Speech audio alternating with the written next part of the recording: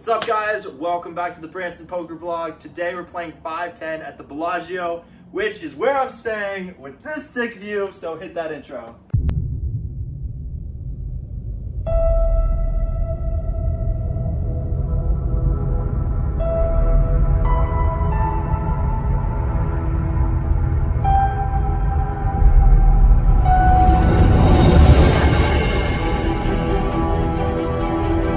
Okay, but seriously guys, so many vloggers have played 5-10 at the Bellagio, so I'm more than happy to give it a shot myself. I actually played yesterday as well, profiting a little over $700. Today we start off with $1,000, and people often ask me why I don't buy in for the max, which is a totally legit question.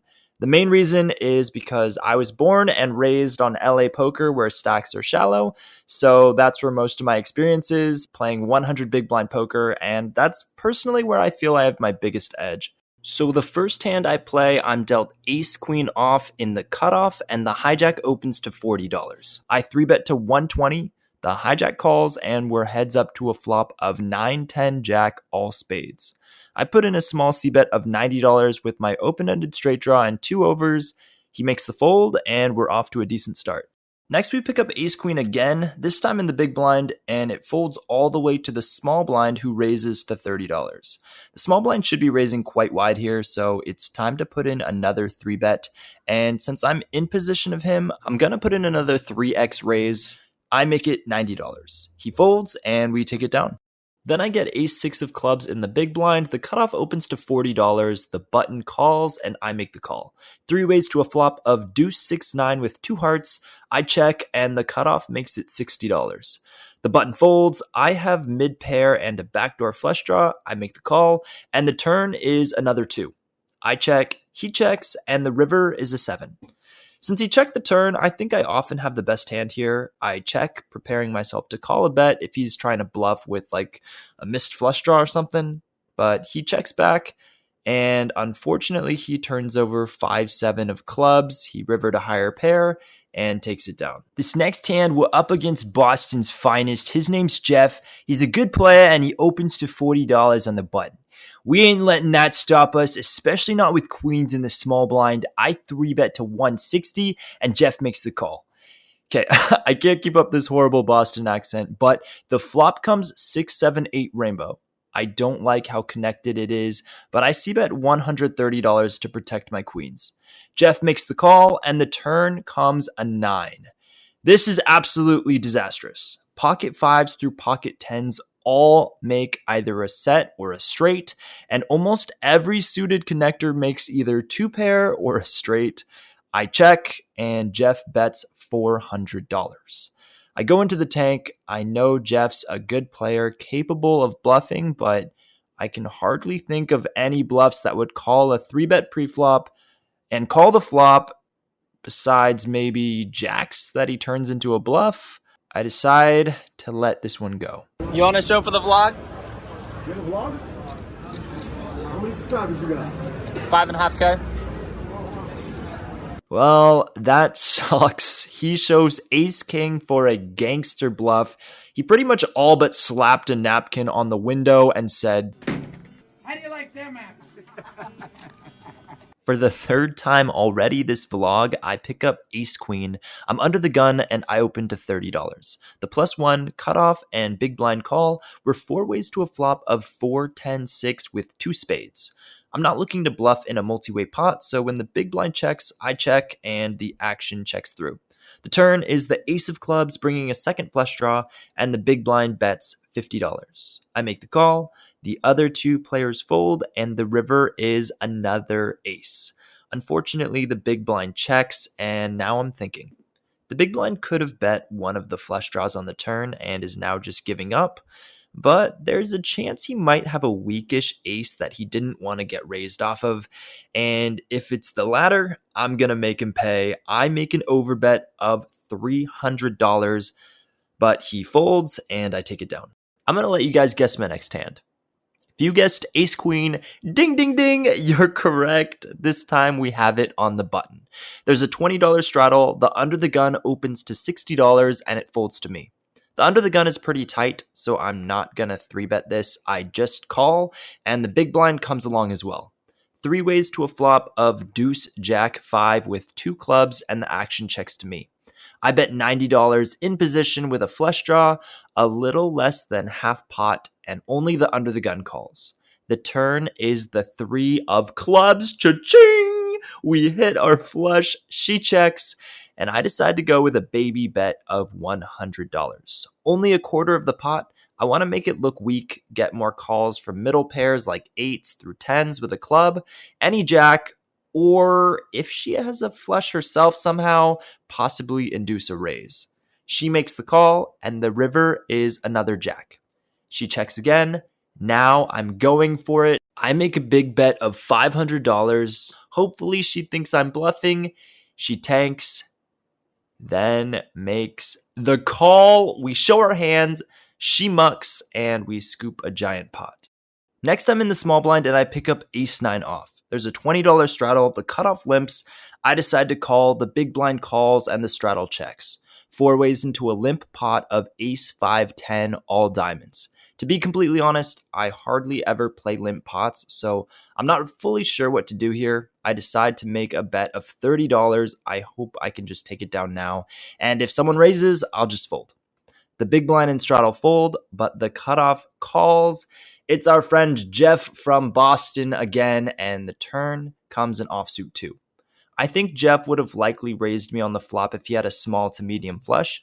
So I'm thinking he has a high diamond, maybe a 10 and a high diamond, or maybe an ace like me. I still don't want to bloat this pot holding only top pair. I check, but Jeff bets $80. I call, and the river is an offsuit 6. Once again, I check, and now Jeff bets $320. It's a pot-sized bet. He's polarizing himself, saying he's got a good flush or he's bluffing. I can't think of many good flushes that he could have that he would limp pre-flop with instead of raising. In addition, I know he's capable of bluffing when he senses weakness from his opponents. I mean, you guys saw what he did to me with the ace-king hand. I tank for a long while, then make the call. But Jeff has the nuts this time with king deuce of diamonds, and once again, I'm left eating apples. This next hand gets super interesting, so pay attention, and if you're enjoying the video so far, I'd really appreciate it if you go ahead and hit that like button. I pick up 4-5 of spades in the small blind, the hijack opens to $30, the cutoff calls, the button calls, and I call as well. 4 ways to a flop of deuce 3-4 with 2 diamonds and a spade. This is a great flop as I have top pair, an open-ended straight draw, and a backdoor flush draw. I check as I would do with all my hands, the hijack checks, and the cutoff bets $100. This is a pretty sizable bet, but my hand is pretty solid here, so when the button folds, I make the call. The hijack folds, so we're heads up to a turn, which comes a 6. Cha-ching! We hit the straight, and I check. The cutoff bets big now, $300, and this sends me into the tank. To be fair, I'm not thinking of folding, it's whether I'm going to call or raise. He bet big, saying he has a big hand. I'm wondering what he has though. Straights? Maybe sets? Would he ever do this with just a flush draw? I also remember him saying 5-7 suited was his favorite hand, so that would totally suck right now. Well, as I'm thinking, he says, You want to make a deal? You want a deal?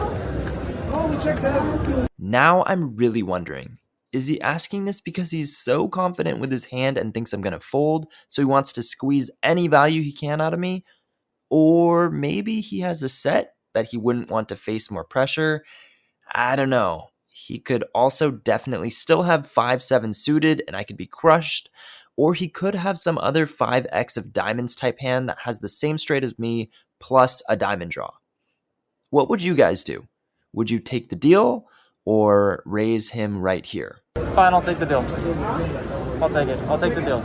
I take the deal. The river comes out another 2, and he shows 9-5 of hearts for the same straight as me, and we chop the pot. Take that long, man. God, what the hell? You know you have 5-7? It's his favorite hand. But I wasn't gonna fold. It's just whether I was gonna. That's the point with that. You didn't just talk about it being your favorite hand. You fucking listen. This guy's good. And you are folding. I wasn't gonna fold. It was whether I was gonna jam there or what I was gonna do. Moving on, I have ace-7 of clubs in the Lojack. There's a $20 straddle, so I opened to $60. Only the big blind calls were heads up to a flop of ace-king for rainbow. The big blind checks. I decide to check back with top pair. It's good to throw in a couple decent hands in your checking range. Anyway, the turn is the 3 of diamonds bringing in a flush draw, and the big blind bets $100. I have a pretty easy call, and the river is another ace. The big blind bets $250 now, and again, since I underrepped my hand on the flop, I have another easy call. If I'm beat, I'm beat, but he snap-mucks his cards, and it looks like playing tricky worked out this time. This table is action. I've been hoping for a big hand, and here it comes. I get pocket aces in the hijack. It folds to me, and I open to $30. Now, for the first time in hours, everyone folds, and just for the laughs and the tears, I show my cards. Ah! Finally, I get aces. Finally, I get them. After that, I'm able to take down a pretty sizable bomb pot, which leads me into the next premium hand of pocket queens on the big blind. I missed the action with my aces, but not this time. Not only is there a straddle to $20, but there's a double straddle to $40. The hijack then opens to $100. The cutoff calls, the button calls. There's so much money in this pot already. I put in a 3-bet to $500, and everyone folds. To be honest, winning $365 without even seeing a flop is a-okay with me, and that brings us to our last hand of the night. You know how I said this was an action table? Well, this hand, there's a $20 straddle, a $40 double straddle, an $80 triple straddle, and a $160 quadruple straddle. I'm on the button and have the option to make it a quintuple and straddle to $320. But yeah, I'm just not going to do that. So instead, I'm first to act and I have Jack King off. The problem is I don't even know what to do here. Do I fold? Do I limp?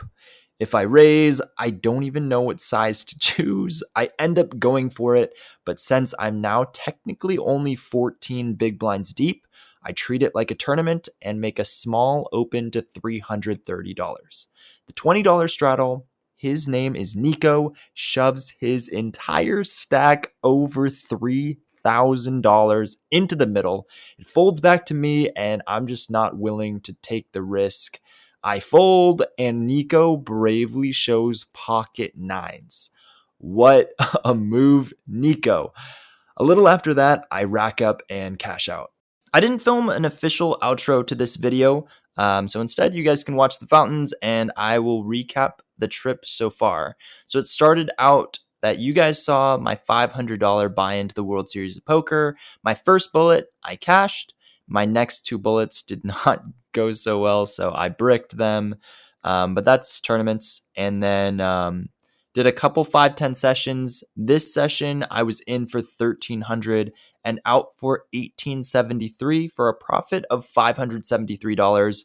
Pretty happy about that. Pretty happy about the win yesterday for a little over $700 playing 5-10.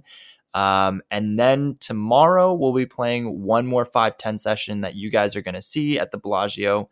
And overall, the cash game at the Bellagio, the 5-10, it's tough competition compared to what I'm used to. Especially Jeff, the guy from Boston, put me in some difficult spots. I couldn't seem to make the right move against him, but yeah, that is overall my experience. And other than that, I'm happy at the Bellagio taking bads and looking at the fountains. So thanks for watching, and I'll see you in the next one. And there's so many people right now to the fountains. All night long.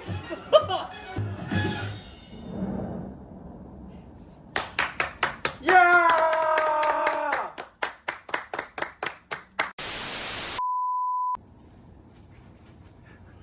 What's up, guys? It's Brantzen Poker here. I'm doing it here. Here we go. Hold on. There we go. Hold on, get the lats out. What's up, guys? It's Brantzen Poker here. Today I'm at the Bellagio. We're gonna play some 5-10. Hit the intro.